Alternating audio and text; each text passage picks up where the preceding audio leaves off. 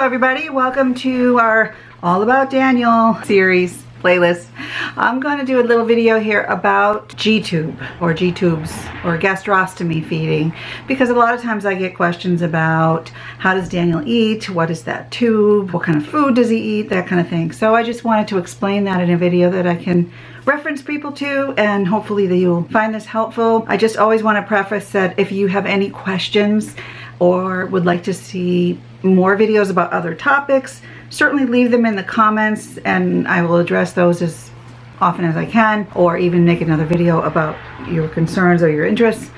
So I just wanted to tell you a little bit about the history of why Daniel cannot eat by mouth. When he was a baby, he was able to eat by mouth. He was breastfed probably, I want to say, very well into his first year. I think like 8 months or so. It was a long time. So he was able to do that. And then we switched him to a bottle, and his bottle was with formula, and it was supplemented with rice. So his whole first year he was actually doing pretty good. He was eating and drinking and was chubby and happy and smiling, and we didn't really know what his feeding issues were going to be until he wasn't able to develop the more complicated eating motor skills. Around age 2, we had been following this for a while, he was on the decline. Like his growth curve had been going up, and then it was sort of like here, and then it sort of went under.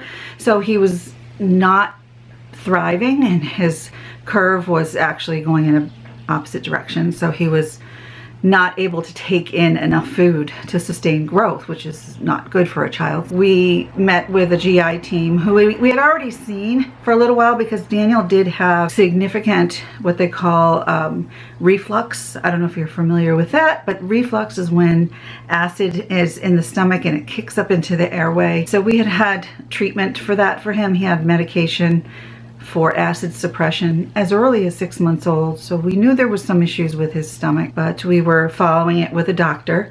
So that same doctor, and the doctor for stomach is called a gastroenterologist, and our pediatric gastroenterologist did the surgery when Daniel was just about 2 years old to place the G-tube so that we could feed him via gastrostomy tube. And back then it was supplemental feeding. So our goal was to give him additional calories, because he was able to eat some purees, mostly at the time the bottle, and we were trying to move off the bottle, but the nice thing was we were now able to give him a complete feed over the evening time. That's when that started, and he gained weight and he became more alert and more bright, and he actually ate better when we started to see him thriving. So that was very hopeful and very encouraging. So I have always been an advocate of G-tube placements, especially when kids are having trouble eating and gaining weight. I think some people are very afraid of it, and it was a scary thing at first, but it's really very helpful. And so over time, Daniel just struggled with eating. We would puree foods, and he did eat different types of foods that we would always have to puree. I mean, I bought organic everything, sweet potatoes were one of his favorites, and we would do pastas, and everything would be blended, and we would send it to school with him because he started in a program at 3 years old, and 1 little ounce cup thing would take like 45 minutes for him to eat. It was a process, but we stuck it out, and we had feeding specialists and swallow specialists and all kinds of people coming in all the time. He had a very, very proactive therapy program going on for strengthening his ability to eat and move his tongue and everything else. But the problem with Daniel, it was a lot of tongue thrusting.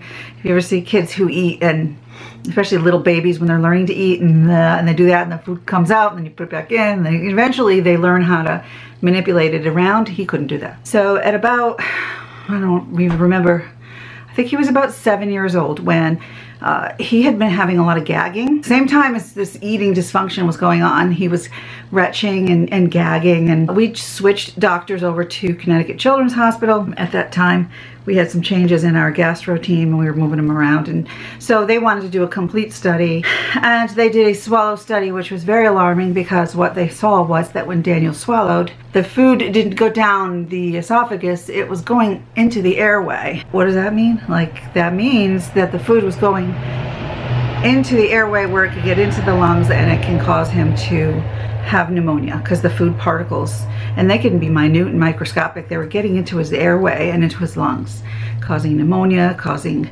a lot of upper respiratory issues. When they saw that first swallow study, and how they do that is they give a little bit of like applesauce, and they put a barium, which is sort of like a isotope or like a radioactive kind of thing, so that they can see it on the scope and they can see where it goes and how it moves through the body. They basically pulled food because it was very, very bad. But it took him probably about 4 or 5 minutes before he coughed. So we were like, oh my goodness. So that's kind of when we made that turning point. I think he was about 7 years old. And we made a decision to switch him over to all G-tube feed. Probably in the beginning, it was what they call bolus feeds. And people are like, what's a bolus feed? B-O-L-U-S. It just refers to giving the child quite a bit more at once. You know, like we'll give you, I don't know, 100 cc's or, you know, several ounces at a time, as opposed to over a period of time. Daniel was on something, Pediasure, something like that. At the time, he was tolerating it, but then we just noticed he was having a lot of fussiness and problems and issues, and so they did what they call an endoscopy, which is when they put you under anesthesia and run a tube with a camera down to look at your airway and your stomach and everything to see if there's any irritation. They did see a lot of irritation that was allergic reaction to the milk that they felt. They did quite a bit of food testing and things like that. Daniel was having a lot of reaction in his stomach tissue to having so much of that stuff, that Pediasure stuff. They switched him over to something called Neocate Jr. I have one here. He's been on this ever since, like for years now. And it's a completely amino-based, hypoallergenic. It's got, you know, all the vitamins and nutrients and proteins and everything else that he needs for the entire day. It's a totally nutritionally complete formula. And originally we were feeding him food and formula, and then the GI team at Yale, once we switched, the GI team at CCMC, which is Connecticut Children's Medical Center, switched him over and said that he did not need to eat any more food and he was having too much irritation. We made a decision to just feed him formula, and then he started doing wonderful on this. He's been on it ever since. He makes it like baby formula, you know, with sterile water and mixed up. If you ever taste it, it's hideously horrible. It smells terrible, but the nice thing about the G-tube is nothing gets tasted, nothing gets smelled, it just goes right into the stomach. Into a continuous feed. Work with nutrition. I think the rate, like right now, he's at a 90 ml an hour continuous feed.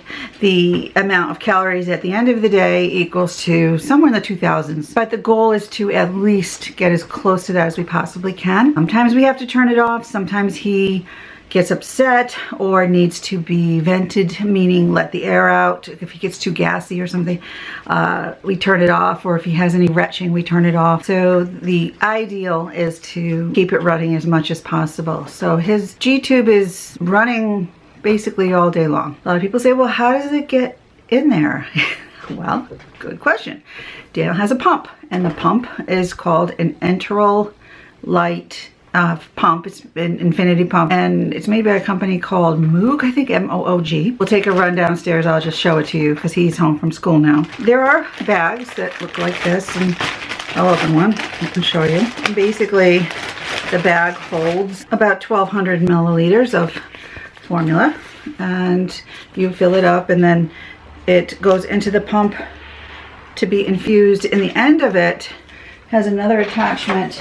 There's two pieces. This piece goes on to Daniel, and this piece goes into that. And these little attachments, they're called extensions. They just attach to the end. I'm not going to take the cover off because it's sterile, but they attach to the end of this. And then this little piece here attaches to Daniel. And then the pump determines the rate, and then it infuses. Once you prime it and get all the air out, it runs, feeds Daniel into his stomach. This is Daniel's feeding pump. This should say 90, and it anchors it in. And then you plug in right to the site, just like, watch this. You match up the little lines. Boom. Boom. There it goes. We're going to leave it in, and we're all turned on. So all we have to do is hit run. And this is the bag we just showed you, and it will feed the boy. And that's how it works, right? So that is the end, and that is Daniel's G-tube feeding.